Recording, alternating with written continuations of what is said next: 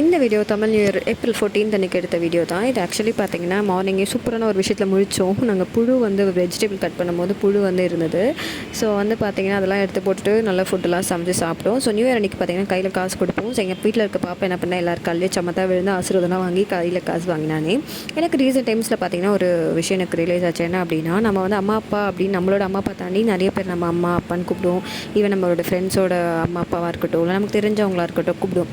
ஆனால் அவங்க நம்மளை அவங்கள வீட்டில் இருக்க பசங்க மாதிரி நம்மளெல்லாம் பார்க்குறது இல்லை அப்படின்னு புரிய ஆரம்பிச்சது. ஏன் அப்படின்னா, நம்ம அப்பா அம்மா நம்மளை யாராவது இன்சல்ட் பண்ணிட்டாலோ இல்லை திட்டினாலோ நமக்காக கோவப்படுவாங்க, கேட்பாங்க, இல்லை நமக்கு ஆறுதல் சொல்லுவாங்க. ஆனால் இப்போ நம்ம கூப்பிடுவோம் பார்த்திங்களா, ஜஸ்ட் ஸ்டேஞ்சர்ஸ் அம்மா அப்பான்னு.